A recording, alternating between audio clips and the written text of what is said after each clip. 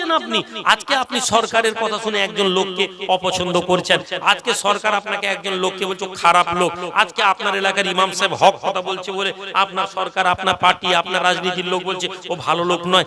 শুনুন, কালকে এই লোক আবার ওই লোককে নিয়ে মাথায় তুলে নাচতে পারে। তাহলে আপনি মুমিন হিসাবে একজন মুসলমানকে আপনি তার বিরোধিতা করতে পারেন না।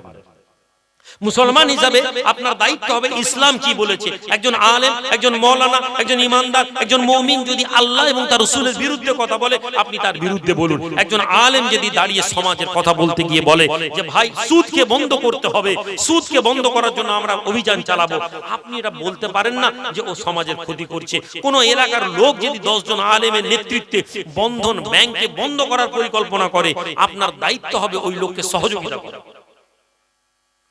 বন্ধন ব্যাংক সুদ আপনাকে ধ্বংস করে দিচ্ছে, আপনার ইকোনমিক্যাল কন্ডিশনকে বরবাদ করে দিচ্ছে। সুদ দাসত্বের একটা নাম। ইসলাম সুদের সবচেয়ে বিরোধী এই জন্য যে সুদ মানুষকে গোলাম বানিয়ে দেয়। মানুষ জানে না সেটা, মানুষ জানে না কিন্তু গোলাম। নবীজি গোলামি থেকে আমাদেরকে বার করেছিলেন, আজ মুসলমান আবার সেই গোলামিতে গলা বাড়িয়ে দিচ্ছে ব্যাংক থেকে সুদ নিয়ে। মোল্লা ওমরকে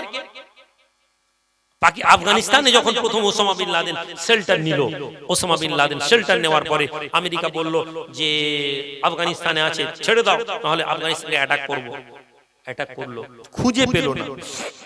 পাকিস্তান থেকে বড় বড় আলেমকে হায়ার করলো, বড় বড় আলেমদেরকে হায়ার করে বলল যে মোল্লা ওমরকে আপনারা বোঝান, মোল্লা ওমরকে বোঝান, আমরা আফগানিস্তানের লক্ষ লক্ষ ডলার দান করব, আফগানিস্তানকে আমরা গুছিয়ে সাজিয়ে দিব, তার বিনিময়ে ওসামা বিন লাদেনকে দিতে বলুন। মোল্লা ওমরের কাছে আফগানিস্তান, পাকিস্তানে বড় বড় আলেমরা এসেছেন, মোল্লা ওমর একটা ছিটায় বসে আছে। হে যুবক, তোমার নবী খেজুর ছিটায় জীবন কাটিয়ে গেছেন, আর আমি পীর সাহেব দামি গাড়িতে চড়ে ঘুরে বেড়াই আর নবীর খেজুর ছিটায় জীবনের ওয়াজ করি। আমি জানি এই ওয়াজ প্রভাব বেশি তোমাকে ফেলবে না, তবে বিশ্বাস করো তুমি আমার জীবন যাত্রা দেখে প্রভাবিত হওয়ার দরকার নেই। তুমি তোমার আমল তৈরি করো। কেননা এটাও তোমাকে বলে রাখি, একদল মানুষ আছে যারা কেবল ওয়াজটাকে নিজের জীবনের বাঁচার মাধ্যম বানিয়ে রেখেছে। ওয়াজটা ধর্মটা বিক্রি করার মাধ্যম বানিয়েছি আমরা। ধর্ম এই জন্য ধর্মের কথা বলি, কারণ এর বিনিময়ে আমরা অর্থ পাই। আল্লাহর জন্য ধর্ম পরিচালনা করার মানসিকতা আমাদের বেশিরভাগ লোকেদের মধ্যে নেই। এটাই সত্য কথা, এটাই সত্য কথা।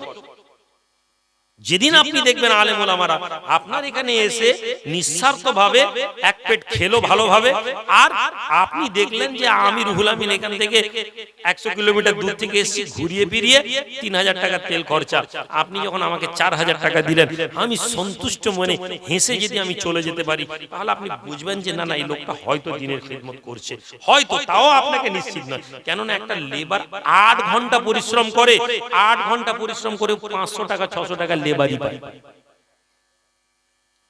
একজন বক্তা 2 ঘন্টা বক্তব্য রেখে বলে 15,000 দিতে হবে, 20,000 দিতে হবে, 30,000 দিতে হবে, আর তারপরে সে বলে আমি ধর্মের কথা বলছি, দিনের খিদমত করছি। এর চেয়ে বড় মিথ্যা কিছু হতে পারে না, এর চেয়ে বড় মিথ্যা কিছু হতে পারে না।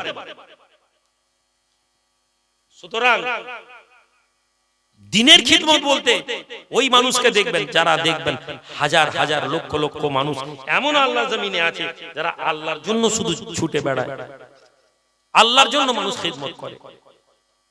মোল্লা ওমর বসে আছেন একটা সাধারণ ছেলে, আলেমরা এসেছে কিসের অফার দিচ্ছে? অর্থের, লোভের। হুজুর আফগানিস্তানকে আপনি সাজান, তালিবানি রাষ্ট্র ছিল, এই টার্মের আগের টার্মের কথা বলছি, আপনি সাজান, এ করুন, অনেক কথা বলছেন। লাস্টে উনি খালি বললেন যে আপনারা তো বড় বড় আলেম, আমি তো এত বড় আলেম না। আচ্ছা বলুন তো, কোন মানুষ যদি আল্লাহর জন্য শেল্টার চায়, মুসলমানের দায়িত্ব কি? আলেম মাথা নিচু করে নিলেন। ললিতগঞ্জের লোক, একটা লোক এসেছে কোন মুসিবতে পড়ে তোমাদের গ্রামে শেল্টার চাইতে, তোমরা তাকে দায়িত্ব, যদি না ভাই আমরা শেল্টার দিতে পারবো না, তোমরা না ভাই আমরা পারবো না, বেরিয়ে যান। তোমরা যদি বলো যে হ্যাঁ ভাই আমরা তোমাকে নিরাপত্তা দিলাম, এ কথা বলে তোমরা গ্রামের মধ্যে রাখলে, এমন সময় দেখলে ভিন গ্রামের 20টা ছেলে এসে বলছে গ্রাম পুড়িয়ে দেবো, ওই লোককে আমাদের হাতে দাও। হে যুবক, তোমাকে জান দিয়ে লড়াই করতে হবে, ওই লোককে দেওয়া যাবে না। এটা ইসলাম, এটা দ্বীন। তোমাকে ওকে শেল্টার দিয়েছো মানে তোমাদের ক্ষমতা অনুযায়ী ওকে ওই লোককে আটকাতে হবে। যদি আটকাতে গিয়ে তোমরা মার খেয়ে ওই লোককে ছেড়ে দাও অন্য কথা, না হলে তোমরা বললো আমাদের গ্রাম পুড়িয়ে দিবে, ভাই পারবো না, নিয়ে যা। তোমরা মুসলমান মুমিন হতে পারো না, যত নামাজই পড়ো না কেন।